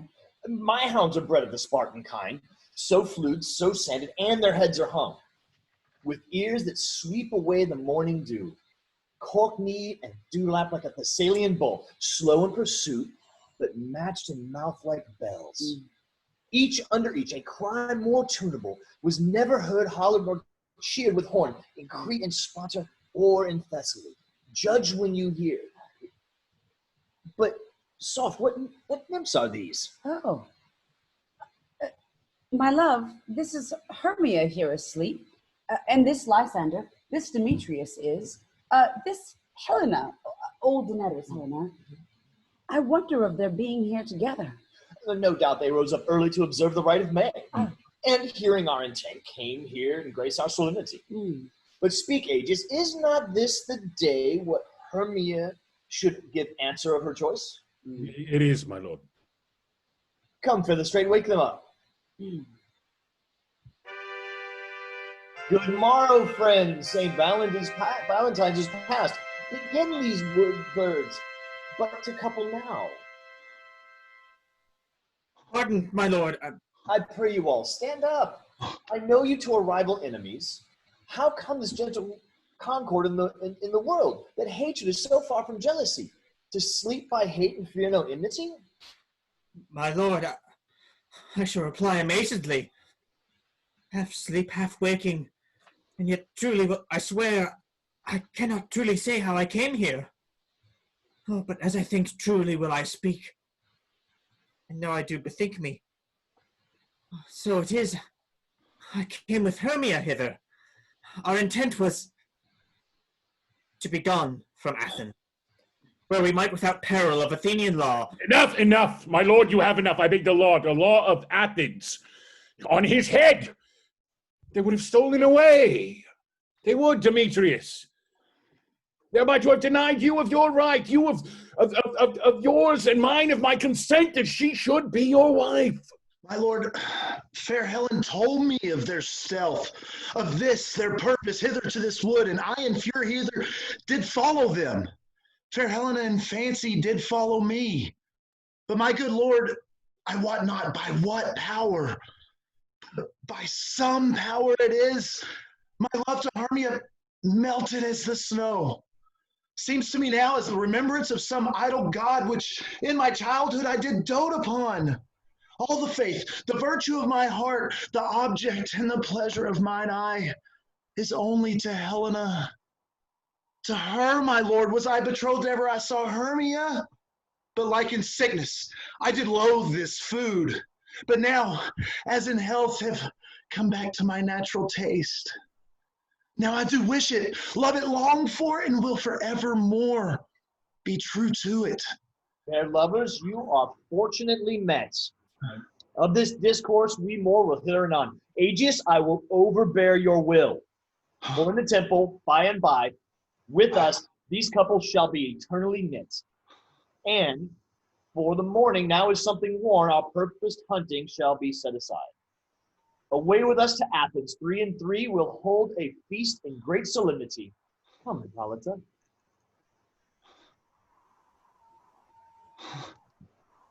These things, they seem small and indistinguishable. Methinks I see these things with parted eye, when everything seems double.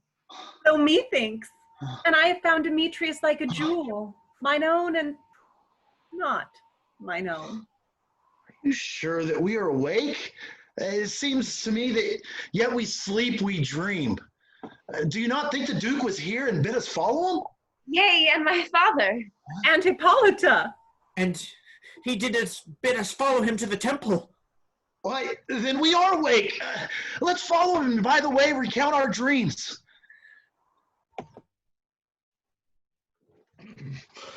When my cue comes, call me and I will answer. My next is most fair Pyramus. Hey-o! Peter Quince, Flute, the bellows mender, Snout the taker, starveling! God's my life stolen hence and left me asleep! I have had a most rare vision. I have had a dream. Past the wit of man to say what dream it was. Man is but an ass if he go about to expound this dream. Methought I was. There is no man can tell what.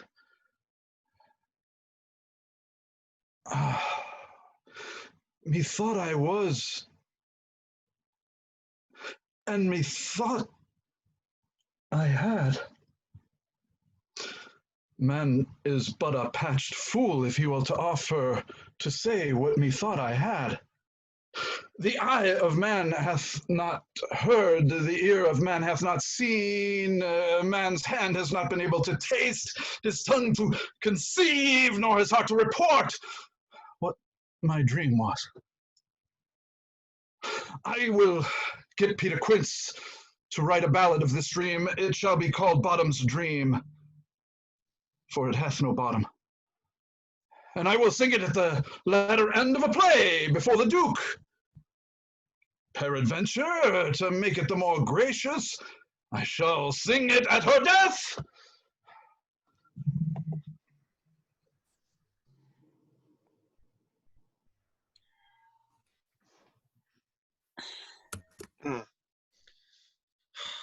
Oh. No bottom. I don't know. Have you sent to Bottom's house? Has he come home yet? He cannot be heard of. Out of doubt he's transported. If he come not, then the play is marred. It goes not forward, doth it? It is not possible. You have not a man in all Athens able to discharge Pyramus but he.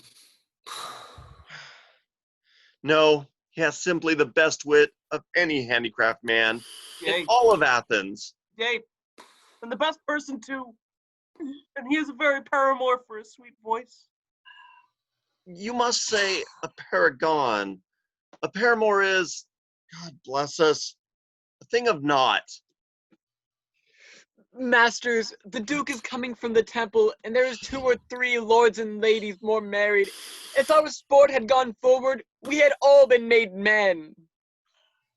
Oh, sweet bully Bottom! Thus hath he lost 6 pence a day during his life. He could not have escaped 6 pence a day. No. And the Duke had not given him 6 pence a day for playing Pyramus. I'll be hanged. He would have deserved it. 6 pence a day in Pyramus or nothing. Exactly. Boom. Where are these lads? Where are these Bottom! Oh, almost courageous day! Almost happy hour! Masters! Oh, almost blew it. Masters, I am to discourse wonders, but ask me not what, for if I tell you I am no true Athenian. Oh, you should definitely tell him. He fell out. Yeah. Let's hear, sweet Bottom. Do it. It's a great story. Give us the deets. Not a word of me. All that I will tell you is that the Duke hath dined. Get your apparel together, good strings to your beards, new ribbons to your pumps. Meet presently at the palace. Every man look o'er his part, for the short and the long is our plays preferred. In any case, let Thisbe have clean linen, and let not him that plays the lion pare his nails, for they shall stick out of the costume for his claws. And most dear actors, eat no onions nor garlic, for we are to utter sweet breath. And I do not doubt but to hear them say it is a sweet comedy. No more words. Away, go away.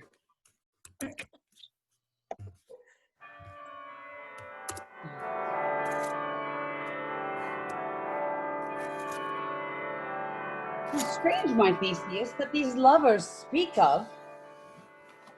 More strange than true. I may never believe these antique fables, nor these fairy toys. Lovers and madmen have such seething brains, such shaping fantasies that apprehend more than cool reason ever comprehends.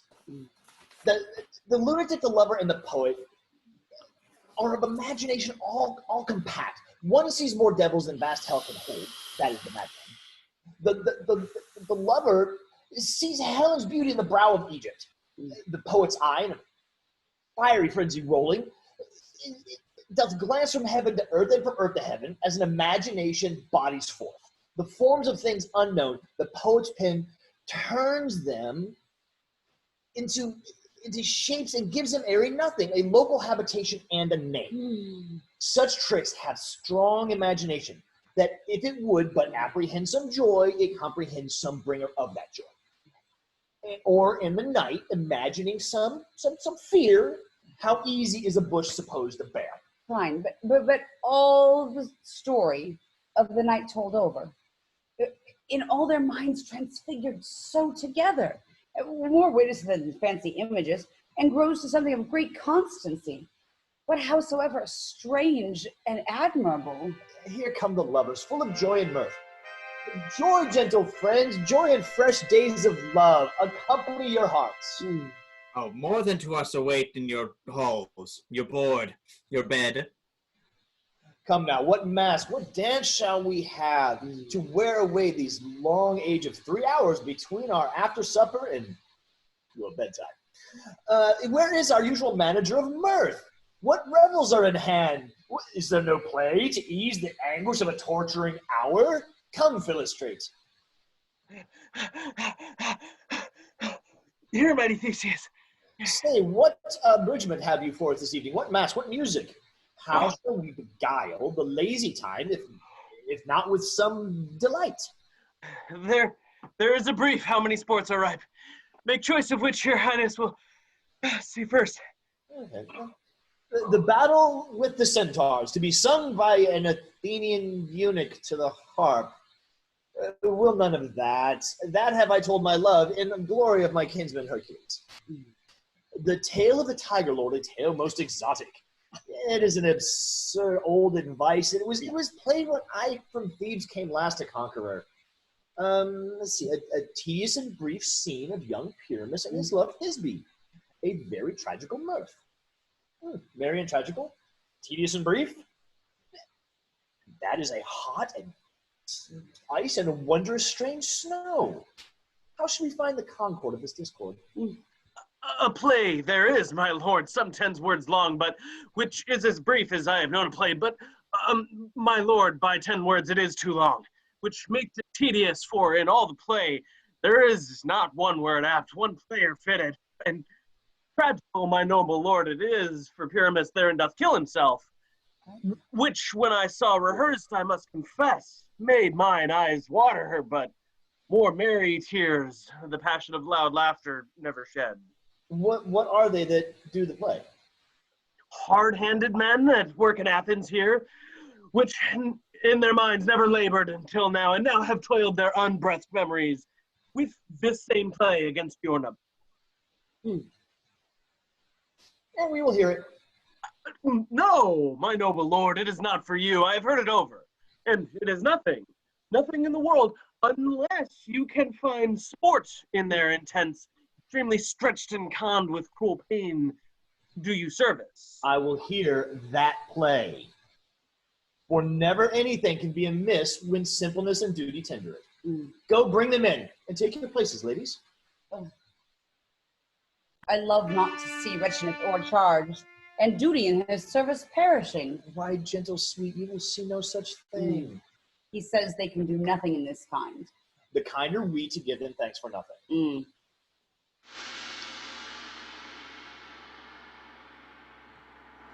So please your grace, the prologue is addressed. Let him approach. Bottom, not yet, bottom. Bottom, you're not on yet. If we offend, it is with our goodwill. That you should think. We come not to offend, but with goodwill, to show our simple skill. That our true intent is. That is the true beginning of our end. Consider them come, but in despite. You're doing great. We do not come as minding to contest you. Our true intent is all for your delight. We are not here. Good job, thanks. Good job. That you should hear repent you, the actors are at hand, and by the show you shall know all that you are like to know. It's not confusing. No, you're doing awesome. Stand upon points. Who is next? Gentle, perchance you wonder at this show, but wonder on, till truth make all things plain. This man is Pyramus, if you would know. This beauteous lady, Thisbe is certain. This man with lime and rough cast doth present wall, that vile wall which did these lovers sunder, and through wall's chink poor souls they are content to whisper. At the which let no man wonder. This man with lanthorn, dog, and bush of thorn presenteth moonshine, for If you will know, by moonshine did these lovers think no scorn to meet at Ninus' tomb, there to woo. This grisly beast, which Lion hight by name, the trusty Thisbe coming first by night, did scare away, or rather, did affright. And as she fled, her mantle she did fall, with which Lion, vile with bloody mouth, did stain. Anon comes Pyramus, sweet youth and tall, and finds his trusty Thisbe's mantle slain. Whereat, with bloody, blameful blade, he bravely broached his boiling, bloody breast, and Thisbe, tarrying in mulberry shade, his dagger drew, and died. For all the rest, let Lion, moonshine, wall, and lovers twain at large discourse, while here they do remain. I wonder if the lion do speak. No wonder, my lord, one lion may with many asses do. In this same interlude, it doth befall that I, one Snout by name, present a wall, and such a wall as I would have you think that had in it a crannied hole or chink, through which the lovers Pyramus and Thisbe did often whisper very secretly. This loam, this rough cast of this stone doth show that I am that same wall, the truth is so, and this the cranny is right and sinister, through which the fearful lovers are to whisper. It is the wittiest partition that I ever heard discourse, my lord. Pyramus draws near the wall. Silence. Oh, grim looked night. Oh, night, with you so black. Oh, night, alack, alack, alack. I fear my Thisbe's promises forgot. And thou, O wall, oh, sweet, oh, lovely wall, that standst between her father's ground and mine. Thou wall, oh, sweet and lovely wall, show me thy chink to blink through with mine eye.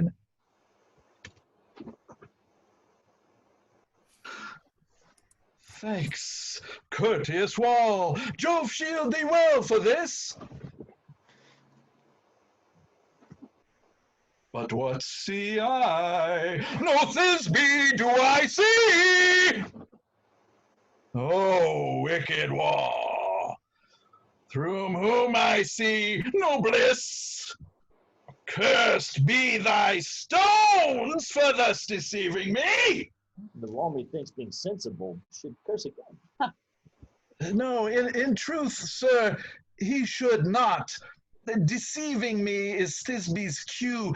She is to enter now, and I am to spy her through the wall. You shall see, it will fall pat as I told you. Yonder she comes. Wait. Oh, wall. Higher!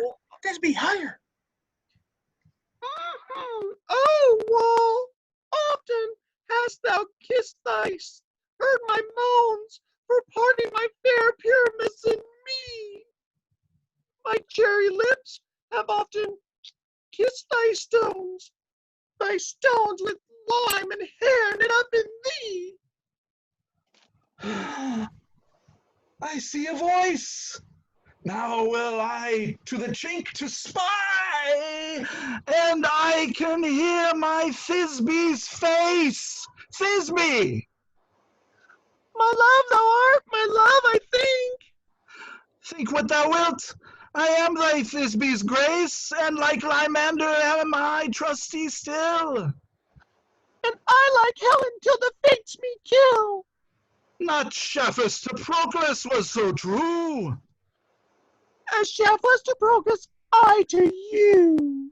Oh, kiss me through the hole of this vile wall.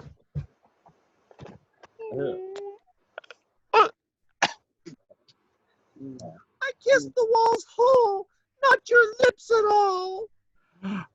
Wilt thou at Ninny's tomb? Yes. Ninus, to meet me straight away.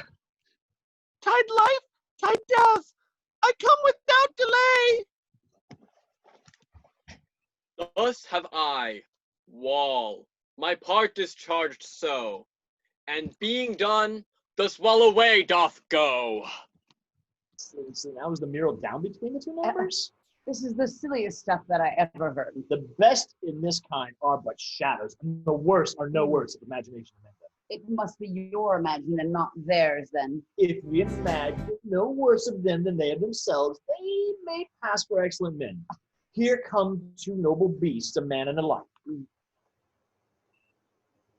You ladies, you whose gentle hearts do fear the smallest monstrous mouse that creeps on the floor, may now perchance doth quake and tremble here when lion wrath in wildest rage doth. Louder, Snug. Snug, louder. Come on.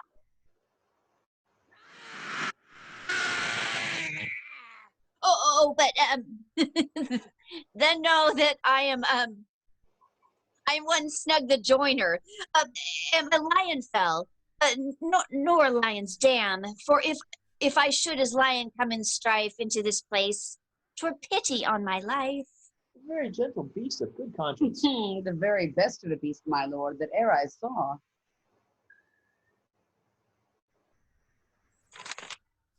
Starveling, you're muted.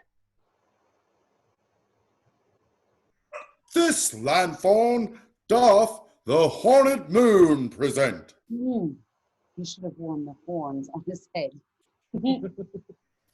This lanthorn doth the horned moon represent. Myself, the man in the moon do seem to be. This is the greatest era of all the rest. The man should be put into the lanthorn. How is it else the man in the moon? Proceed, moon. Look, all I have to say is that this lanthorn, this is the moon. This thorn bush, this is my thorn bush. And this dog, this is my dog. Why, all these should be in the lanthorn, for all these are in the moon. But silence, here comes this.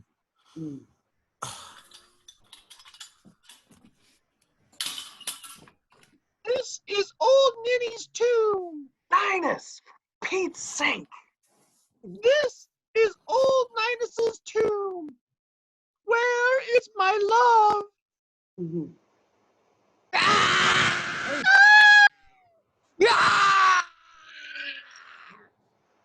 Well roared, lion. Well run, Thisbe. Well shown, moon. Truly, the moon shines with a good grace. Well moused, lion. Oh, and so the lion vanishes. And then came Pyramus. Sweet moon, I thank thee for thy sunny beams. I thank thee, moon, for shining now so bright, for by thy gracious, golden, glittering gleams I trust to take of truest Thisbe sight. But stay, O spite, but mark, poor knight! What dreadful dole is here? Eyes, do you see? How can it be? Oh, dainty duck! Oh, dear! Thy mantle, good! What? Stained with blood? Approach, ye furies! Fell! Oh, fates, come, come! Cut thread and thrum, quail, crush, cocoon, and quell.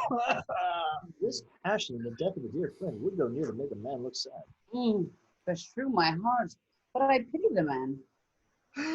Oh, wherefore, nature, didst thou lion's frame, since lion vile hath here deflowered, my dear? Deflowered!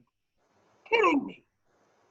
devoured, my dear, which is, which was the fairest dame that lived, that loved, that liked, that looked with cheer, come tears confound, out sword and wound, the pap of Pyramus, I that left pap where heart doth hop. Thus die I, thus.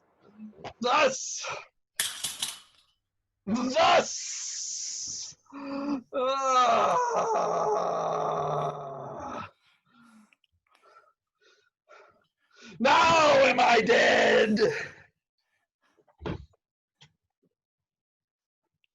Now am I fled, my soul is in the sky. Tongue, lose thy light. Moon, take flight. Now, die.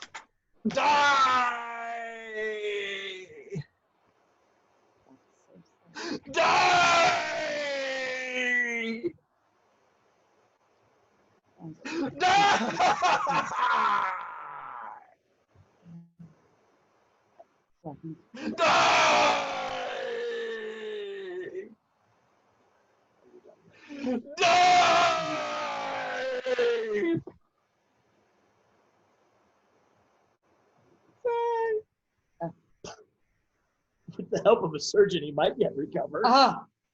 Wait, how come Moonshine how chance Moonshine is gone before Thisbe comes back and ends the play? She will find him by the starlight. Here she comes, and her passion will end the play. Oh. Asleep, my love? What? Dead, my dove? Pyramus, arise! Speak, speak! Quite dumb! Dead? Dead? A tomb must cover thy sweet eyes. These my lips, this cherry nose, these yellow cowslip cheeks are gone, are gone. Lovers make moan. His eyes are green as leeks. Oh, sisters three, come to me with hands as pale as milk. Lay them in gore, since you have shore with shears his thread of silk. Tongue not a word. Come, trusty sword. Come, blade, my breast imbrue. And farewell, friends. Thus, this ends. Adieu. Adieu. Adieu. Oh.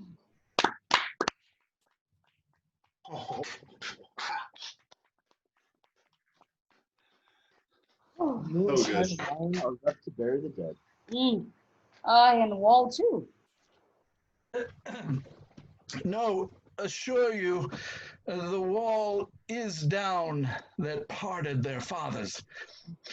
Will it please you to see the epilogue or to hear a Bergamask dance between two of our company? No epilogue, I pray you. For your play needs no excuse. Never excuse for when the players are all dead. There need be none to be blamed. iron tongue of midnight hath told foes. Lovers to bed, 'tis almost fairy time. I fear we shall outsleep the coming morn, and as much as we this night have overwatched this palpable gross play hath well beguiled. The heavy gate of midnight, sweet friends, to bed. A fortnight hold we this solemnity, and in nightly revels and new jollity.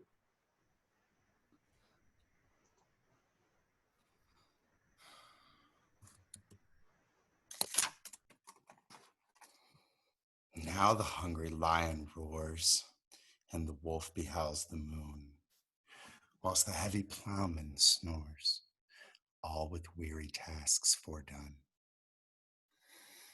Now the wasted brands do glow, whilst the screech owl, screeching loud, puts the wretch that lies in woe in remembrance of a shroud.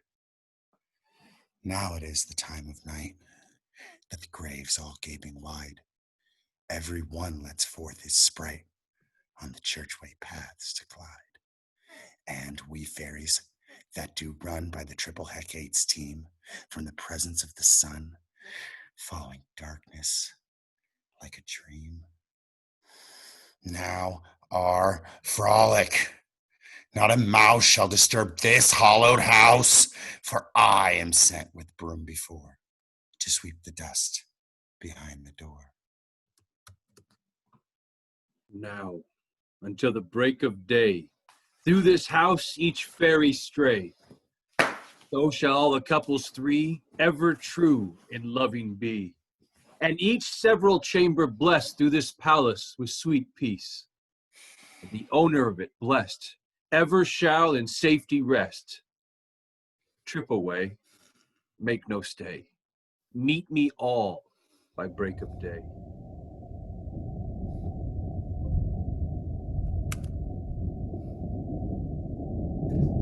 If we shadows have offended, think but this, and all is mended. That you have but slumbered here whilst these visions did appear, and this weak and idle theme, no more yielding but a dream. Gentles, do not reprehend, for if you pardon, we shall mend. And as I am an honest puck, if we should have the unearned luck here today to escape the serpent's tongue, then we will make amends ere long, else the puck a liar call. And so, good night unto you all. Give me your hands if we be friends, and Robin shall restore amends.